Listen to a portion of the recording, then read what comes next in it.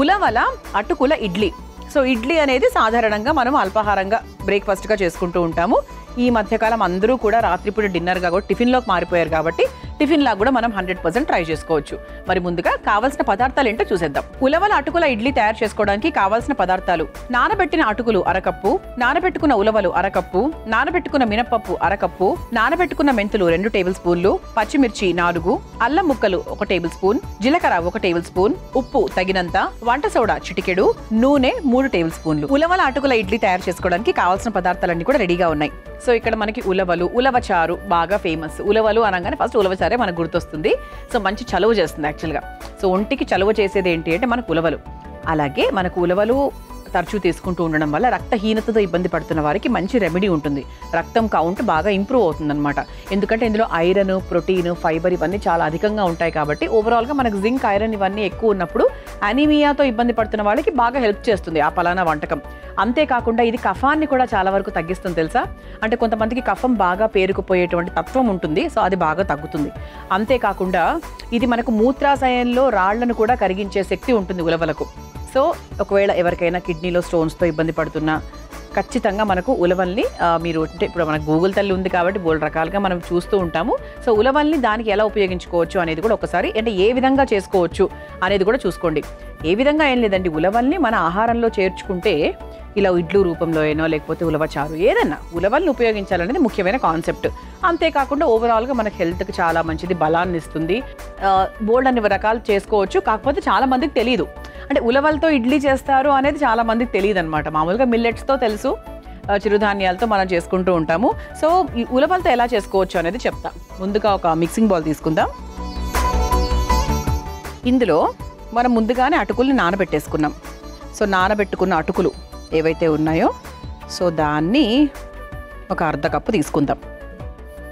ఆ తర్వాత మనం ముందుగా నానబెట్టుకున్నటువంటి గుండు మినప్పప్పు, ఫుల్ మినప్పప్పు. సో మనకి మినప్పప్పు ఒక 2-3 గంటలు నానితే సరిపోతుంది. అలాగే మన ముఖ్యమైన పదార్థం ఏంటి అంటే ఉలవలు.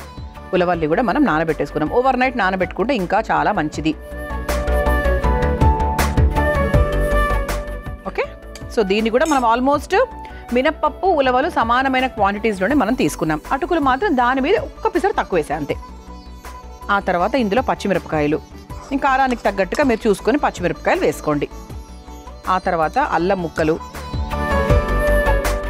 ఆ తర్వాత నానబెట్టుకున్న మెంతులు. సో ఖచ్చితంగా మనము మెంతులు అనేవి మనకు దోశల్లో తర్వాత అది వేసుకుంటూ ఉంటాం కాబట్టి అలాగే దీంట్లో కూడా మనం వేసుకోవాలి. 1 స్పూను మెంతులు. ఆ తర్వాత దీంట్లో కాస్త జీలకర్ర.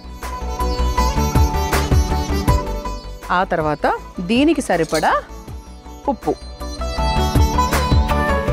ఆ తర్వాత అయినా కూడా మీరు యాడ్ చేసుకోవచ్చు, పిండి తర్వాత కూడా మీరు యాడ్ చేసేసుకోవచ్చు. ఓకే, సో ఇప్పుడు ఈ చక్కగా ఈ ఉలవలు, మినప్పప్పు, అటుకులు, మెంతులు, కావాల్సిన పొళ్ళు అంటే ఉప్పు అవన్నీ కూడా మనం వేసేసుకున్నాం. సో దీన్ని చక్కగా మనము ఇడ్లీ పిండి కన్సిస్టెన్సీ అందరికీ తెలిసిందే, కొత్తగా చెప్పేది ఏం లేదు. సో చక్కగా ఇడ్లీ పిండి కన్సిస్టెన్సీలో రుబ్బుకొని తీసుకొచ్చేసిన తర్వాత మనం చక్కగా ఇడ్లీలు వేసేసుకుందాం. ఇదిగోండి ఇలా చక్కగా మనము రుబ్బేసుకున్నాం. దీంట్లో కొంచెం మనం వాటర్ యాడ్ చేసుకుంటే ఈ టైంలో మనం యాడ్ చేసేసుకోవచ్చు. సో దీంట్లో మనం కాస్త వంట సోడా వేసుకుందాం. ఎలాగైనా మనం ఇన్స్టెంట్గా చేసుకునేదే కాబట్టి సో కొంచెం మనకు వేసుకుంటే కొంచెం దూదిలాగా చక్కగా మెత్తగా వస్తాయన్నమాట. సో కొంచెం వంట సోడా వేసుకుని ఇది మిక్స్ చేద్దాం.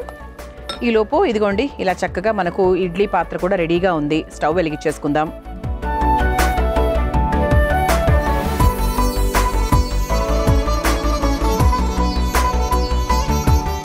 ప్లేట్ తీసేసి చక్కగా మనం వాటర్ పోసేసుకుందాం. ఈ నీళ్లు కాస్త వేడెక్కేలోపు సో ఇది ఇక్కడ చూసారు కదా మనకి ఇడ్లీ పిండి. సో దీంట్లో ఏమైనా ఒక్క చుక్క నీళ్లు యాడ్ చేస్తే బాగుంటుందేమో అనిపిస్తుంది. ఒక్కసారి యాడ్ చేస్తున్నాను. ఇప్పుడు పర్ఫెక్ట్గా ఉందన్నమాట. ఇదిగోండి ఇలా ఈజీగా పడకూడదు, అట్లా అని మరీ జారకూడదు. దానికి కాస్త నూనె రాసుకుందాం. నూనె నెయ్యో మన ఇష్టం రాసుకొని మనం తయారు చేసుకున్న పిండిని చక్కగా ఇడ్లీ ప్లేట్లోకి వేసేసుకుందాం.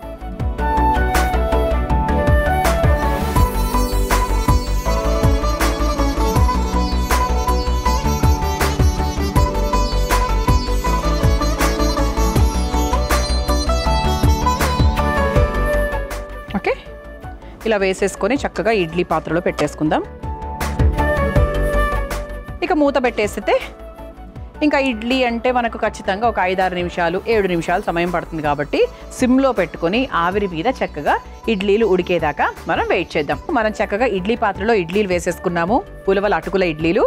సో చక్కగా ఒక 7 మినిట్స్ అయిపోయింది. స్టవ్ కూడా ఆఫ్ చేశానండి. సో కొంచెం మనకు వేడి తగ్గింది, ప్రెషర్ కూడా అంటే ఆ ఆవిరి ఇది కూడా తగ్గిపోయింది. చూద్దాం.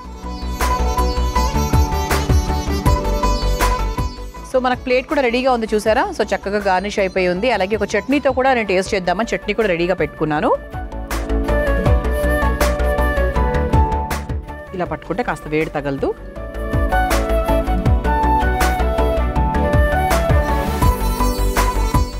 ఇలా చక్కగా ఇడ్లీలను తీసుకొని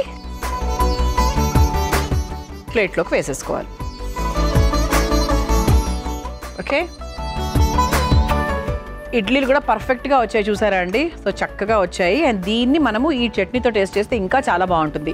సో ఉలవల అటుకుల ఇడ్లీ మీరు తయారు చేసుకోవాలనుకుంటే కావాల్సిన పదార్థాలు, తయారు చేసుకునే విధానం మరొకసారి చూసేయండి. ఉలవల అటుకుల ఇడ్లీ తయారు చేసుకోవడానికి కావాల్సిన పదార్థాలు: నానబెట్టిన అటుకులు 1 కప్పు, నానబెట్టుకున్న ఉలవలు 1 కప్పు, నానబెట్టుకున్న మినపప్పు 1 కప్పు, నానబెట్టుకున్న మెంతులు 2 టేబుల్ స్పూన్లు, పచ్చిమిర్చి 4, అల్లం ముక్కలు 1 టేబుల్ స్పూన్, జీలకర్ర 1 టేబుల్ స్పూన్, ఉప్పు తగినంత, వంట సోడా చిటికెడు, నూనె 3 టేబుల్ స్పూన్లు. ఉలవల అటుకుల ఇడ్లీ తయారు చేసుకునే విధానం: ముందుగా ఒక బౌల్లో నానబెట్టుకున్న అటుకులు, నానబెట్టుకున్న మినపప్పు, నానబెట్టుకున్న ఉలవలు, పచ్చిమిర్చి, అల్లం ముక్కలు, నానబెట్టుకున్న మెంతులు, జీలకర్ర, సరిపడా ఉప్పు వేసి మెత్తగా రుబ్బుకోవాలి. తర్వాత అందులో కాస్త వంట సోడా వేసి కలిపి పక్కన పెట్టుకోవాలి. ఇప్పుడు స్టవ్ వెలిగించి ఆవిరి పాత్రలో కాస్త నీళ్లు వేసి వేడి చేసుకోవాలి. తర్వాత ఇడ్లీ పిండిలో కొంచెం నీళ్లు పోసి కలుపుకొని ఇడ్లీ ప్లేట్ కి కాస్త నూనె రాసుకొని సిద్ధం చేసుకున్న పిండిని ఇడ్లీలాగా వేసుకుని ఆవిరి పాత్రలో పెట్టి ఆవిరి మీద ఉడికించుకొని ఒక సర్వింగ్ ప్లేట్ లోకి తీసుకొని ఏదైనా చట్నీతో సర్వ్ చేసుకుంటే ఉలవల అటుకుల ఇడ్లీ రెడీ.